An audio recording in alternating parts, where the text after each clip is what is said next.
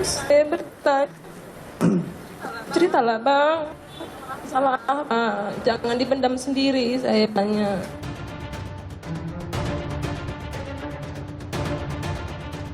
Jadi ketika orang melakukan pidana, ya, karena pidana, karena perintah jabatan, karena undang-undang, karena terpaksa.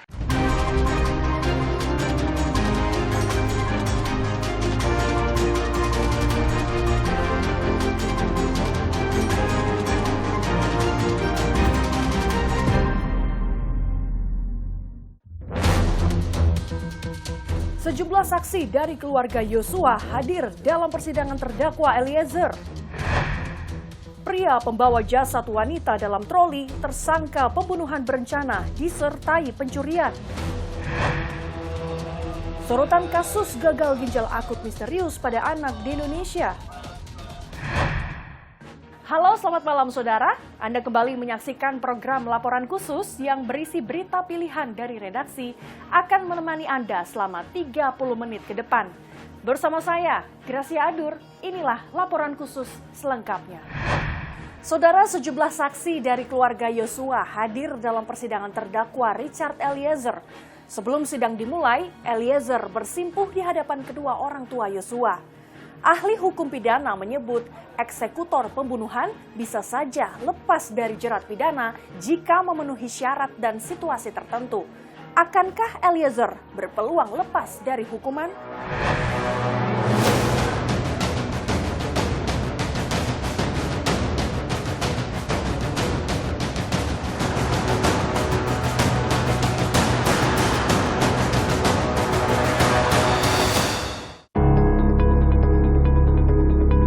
Sidang kasus pembunuhan Brigadir Yosua memasuki babak baru.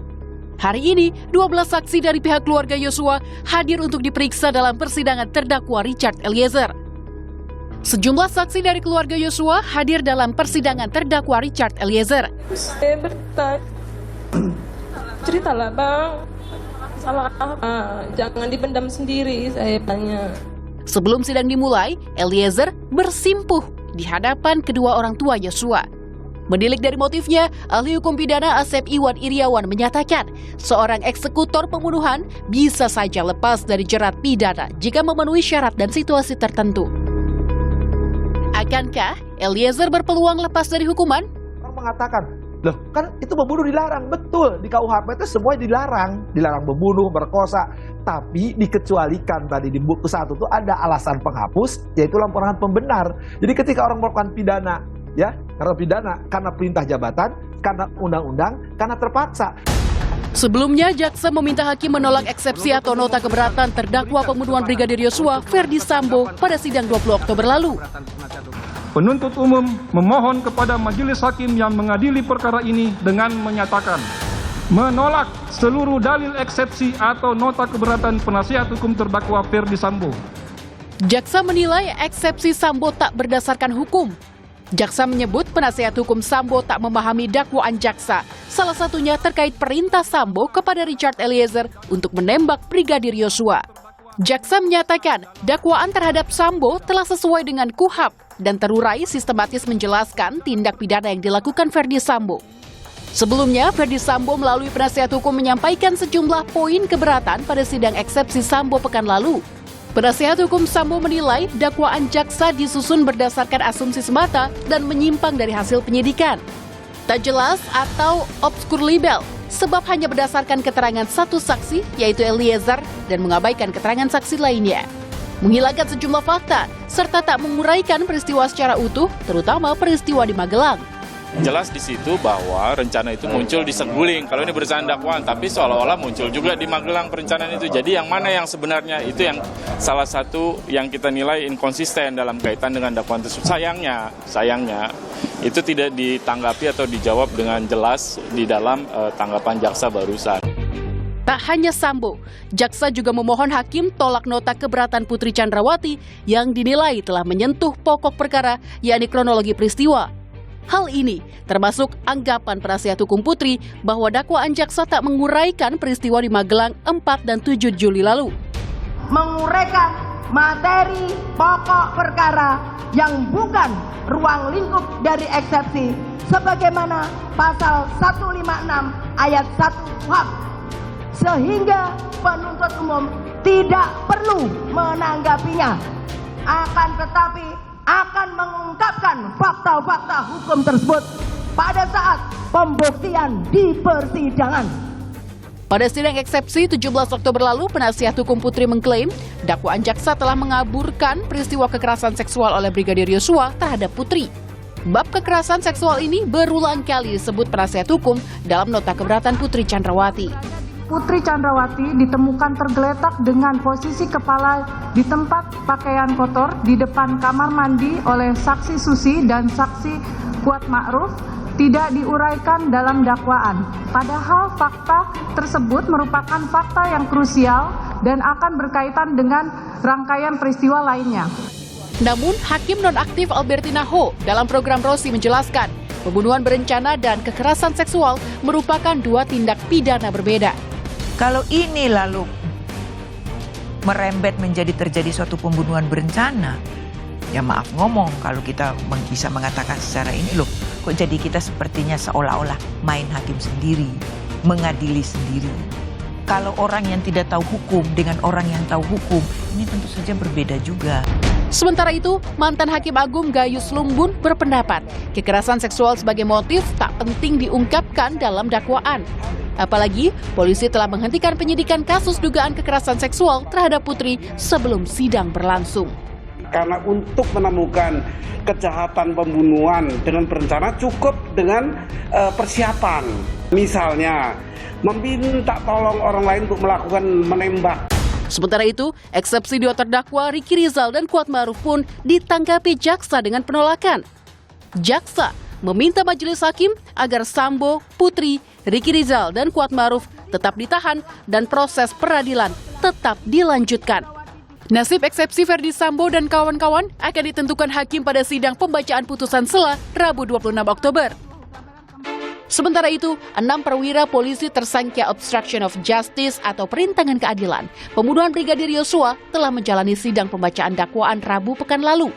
Hendra Kurniawan, Agus Nurpatria, Arif Rahman Arifin, Baikuni Wibowo, Cuk Putranto, dan Irfan Widianto. Dari ke-6 nama tersebut, hanya Irfan Widianto yang bukan dari divisi Propam Polri. Dalam dakwaan, jaksa menyebut Irfan tetap menjalankan perintah Sambo meski mengetahui terjadi penembakan dan korbannya adalah personel Polri. Ia pun disebut beraksi tanpa surat tugas serta menyuruh seorang mengambil dan mengganti kamera pemantau CCTV. Sementara itu, Cuk Putranto sempat menyerahkan rekaman CCTV ke Polres Jakarta Selatan. Namun, tindakan ini membuat Ferdi Sambo marah dan memerintahkan Cuk Putranto kembali mengambil rekaman CCTV serta menyalin dan melihat isinya tanpa banyak tanya. Kemudian, Cuk Putranto menghubungi terdakwa Baikuni Wibowo agar datang dan menyalin rekaman CCTV yang sebelumnya telah diambil Irfan Widianto. Keraguan sempat disuarakan Baikuni, namun kemarahan Ferdi Sambo yang membekas keras di benak Cuk membuat mereka tetap menjalankan perintah Sambo. Ferdi Sambo melakukan segala cara guna memastikan rekaman CCTV benar-benar dibereskan anak buahnya. Bahkan, ketika sejumlah terdakwa mengetahui skenario Sambo tak sesuai fakta rekaman CCTV, mereka dipaksa bungkam. Saksi Ferdi Sambo menyampaikan kepada terdakwa Hendra Kurniawan SIK, Hendra, kamu cek, nanti itu adik-adik, pastikan semuanya beres. Pada saat komunikasi tersebut, saat saksi Arif Rahman Arifin tidak berani menatap saksi Ferdi Sambo dan hanya menunduk. Mantan Wakapolri Komjen Purnawirawan Ugroseno menegaskan, anggota Polri sejatinya harus lebih bertanggung jawab pada undang-undang ketika menghadapi perintah atasan yang bertentangan dengan hukum. Kepolisian itu atau anggota Polri itu bisa menyatakan bahwa kami keberatan melaksanakan perintah itu, perintah itu bertentangan dengan undang-undang atau hukum. Kini, 6 tersangka harus ikut duduk di pesakitan akibat tak kuasa menolak perintah Jenderal Bintang 2.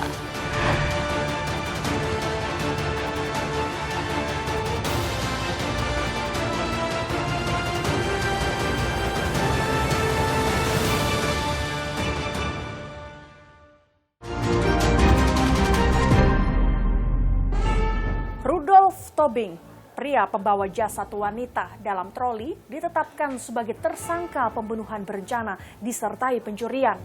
Polisi menyebut motif pembunuhan karena rasa sakit hati dan merasa dikhianati lantaran korban tampak jalan dengan musuhnya. Tersangka terancam hukuman mati atau pidana penjara seumur hidup. Viral, video seorang pria tersenyum saat mendorong troli berisi jasad perempuan di dalam lift apartemen kawasan Cempaka Putih, Jakarta Timur. CCTV lift apartemen menunjukkan terdapat tas biru dan guling yang ditumpuk menutupi plastik hitam berisi jenazah dalam troli. Rudolf Tobing, pria pembunuh wanita dalam troli itu bahkan sempat menyapa dan tersenyum dengan pengguna lift lain seakan tak terjadi apapun. Pelaku membuang jasad wanita dalam troli tersebut ke kolong tol Becakayu, Bekasi, Jawa Barat, Senin 17 Oktober lalu. Hasil otopsi tim instalasi forensik Rumah Sakit Polri Kramat Jati mengonfirmasi jasad wanita dalam troli bernama Ade Yunia Rizabani alias Ica berusia 36 tahun. Korban disemayamkan di rumah duka Rumah Sakit Polri Kramat Jati didampingi keluarga dan kerabat Selasa 18 Oktober lalu. Kakak korban mengaku komunikasi terakhir dengan Ica pada Senin 17 Oktober pukul 1 siang. Ica sempat menolak ajakan bertemu sang kakak karena sibuk bekerja. Namun sore hari, Ica sudah tak bisa dihubungi.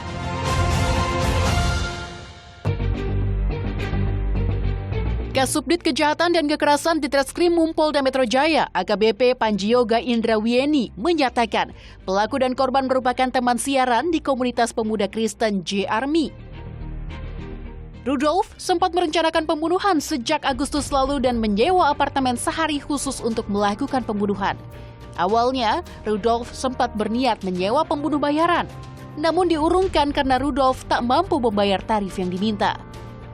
Sebelum dibunuh, korban sempat dipaksa mentransfer uang hampir 30 juta rupiah dari rekening pribadi dan keluarga. Barang berharga seperti emas dan laptop ikut dirampas. AKBP Panjioga menyebut motif pembunuhan karena rasa sakit hati. Pelaku merasa dikhianati lantaran korban beserta 2 calon korban tampak jalan dengan musuh Rudolf di sosial media.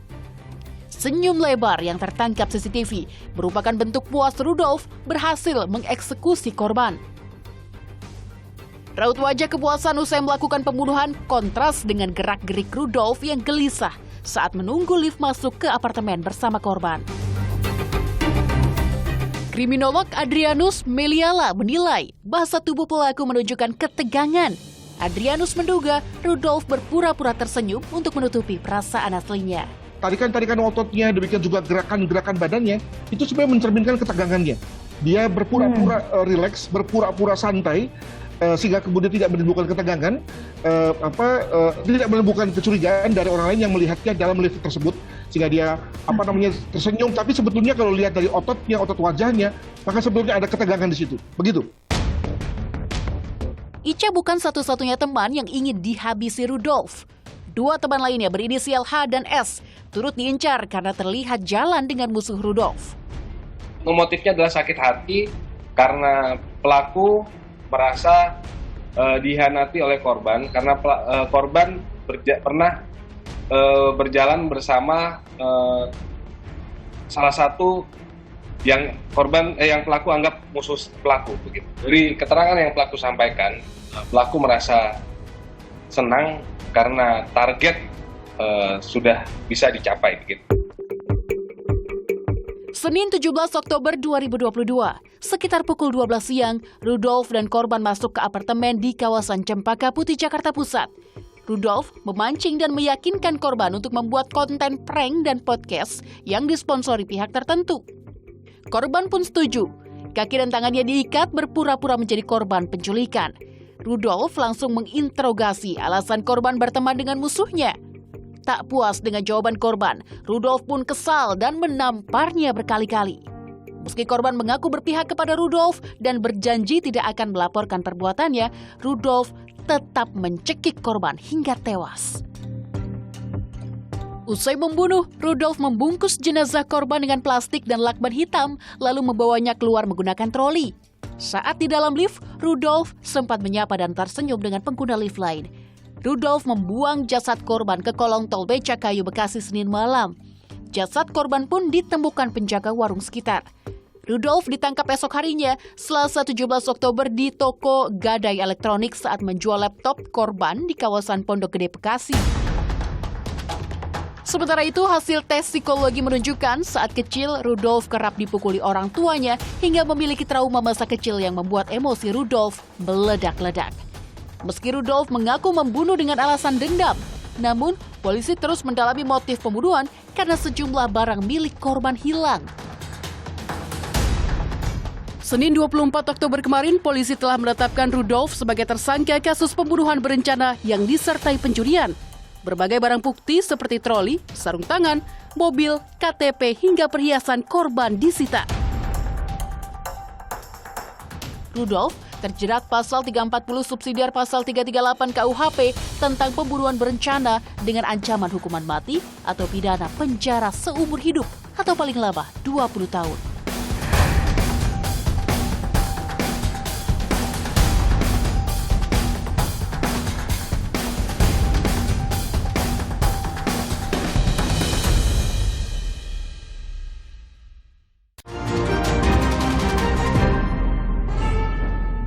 Saudara, kasus gagal ginjal akut misterius pada anak di Indonesia menjadi sorotan. Kemenkes melarang sementara peredaran ratusan obat sirop karena diduga mengandung zat kimia berbahaya yang memicu gagal ginjal akut pada anak. Badan Pengawas Obat dan Makanan atau BPOM tengah melakukan penelitian dan pengujian obat-obatan tersebut. Kasus gagal ginjal akut misterius atau acute kidney injury atau AKI pada anak-anak tengah merebak di Indonesia. Menurut catatan Kementerian Kesehatan Sabtu 22 Oktober 2022, sebanyak 245 anak di 22 provinsi terkena gagal ginjal akut, 141 diantaranya meninggal dunia. DKI Jakarta dan Jawa Barat menjadi provinsi dengan kasus terbanyak, yaitu 40 kasus. Sedangkan Jawa Timur tercatat 25 kasus, Sumatera Barat 21 kasus, dan Aceh 18 kasus. Grafik kasus melonjak drastis sejak Agustus 2022 dengan fatality rate atau tingkat kematian mencapai 58%. Mayoritas pasien berusia di bawah 5 tahun.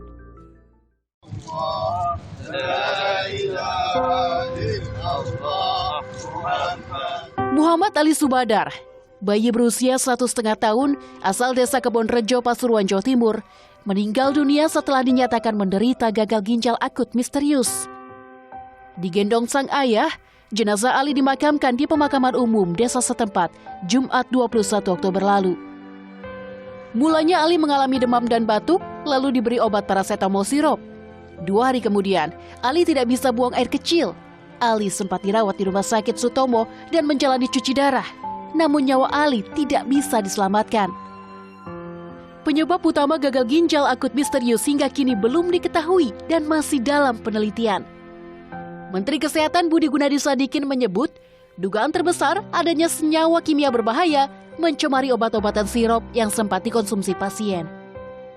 Kementerian Kesehatan menemukan 3 zat kimia berbahaya yang terdeteksi pada pasien gagal ginjal akut anak, yakni ethylene glycol atau EG, diethylene glycol atau DEG, dan ethylene glycol butyl ether atau EG-BE. Ketiga zat tersebut merupakan cemaran dari polyethylene glycol yang sering dipakai sebagai pelarut obat-obatan jenis sirop. Kemenkes sempat mengumumkan daftar 102 obat sirop yang dilarang sementara karena diduga mengandung zat kimia berbahaya yang memicu gagal ginjal akut pada anak. Setelah dilakukan penelitian dan pengujian oleh Badan Pengawas Obat dan Makanan atau BPOM terhadap obat-obatan tersebut, 23 produk diantaranya dinyatakan aman dari kandungan cemaran berbahaya. Kita ambil kebijakan konservatif walaupun belum 100% tahu, kita belum 100% tahu yang mana yang berbahaya dan tidak, tapi kita kira-kira sudah tahu. Kita 75% udah tahu, kira-kira nih yang menyebabkan tuh ini. Nah kita larang dulu. Kita larang untuk diresepkan dan kita larang juga untuk dijual.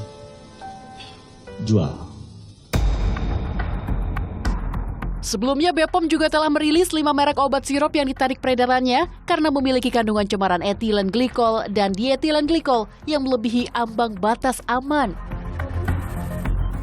Kemenkes meminta orang tua yang memiliki anak terutama usia balita sementara tidak mengonsumsi obat-obatan yang didapat secara bebas tanpa anjuran tenaga kesehatan. Perawatan anak yang menderita demam dapat menggunakan alternatif lain di rumah dengan mengedepankan tata laksana farmakologis seperti mencukupi kebutuhan cairan, kompres air hangat, dan menggunakan pakaian tipis. Ikatan Dokter Anak Indonesia atau IDAI meminta tenaga kesehatan tidak meresepkan obat jenis sirup karena diduga mengandung zat berbahaya dan menggantinya dengan jenis obat lain. Tenaga kesehatan dapat meresepkan obat pengganti yang tidak terdapat dalam daftar dugaan obat terkontaminasi atau dengan jenis sediaan lain seperti suppositoria yang dimasukkan ke dalam anus, atau dapat mengganti dengan obat puyer dalam bentuk tunggal atau monoterapi. Berdasarkan temuan IDAI, gejala yang muncul dari gagal ginjal akut misterius yang perlu diperhatikan adalah tahapan awal demam, batuk, pilek, diare hingga muntah. Beberapa hari setelahnya, volume urin berkurang atau anak tidak bisa buang air kecil. Jika anak sudah merasakan gejala tersebut, segera bawa ke fasilitas kesehatan atau rumah sakit. Sebagai upaya menangani kasus gagal ginjal akut pada anak, pemerintah akan mendatangkan obat antidotum atau penawar yang disebut fomepizole dari Singapura sebanyak 200 vial. Obat akan segera didistribusikan ke 22 provinsi dengan temuan kasus gagal ginjal pada anak. Sebelumnya, obat ini telah diberikan kepada 10 pasien gagal ginjal akut yang tengah dirawat di Rumah Sakit Cipto Mangunkusumo, Jakarta. Hasilnya, tubuh anak-anak memberikan respon positif dengan menunjukkan kondisi yang lebih baik dan stabil. Informasi tadi sekaligus menutup perjumpaan kita. Situasi memang terus membaik, namun kita tetap waspada karena COVID-19 masih ada. Selalu pakai masker saat beraktivitas di dalam ruangan, vaksinasi lengkap dan booster untuk perlindungan sempurna demi imunitas kita semua. Saya, Gracia Adur, pamit undur diri. Sampai jumpa.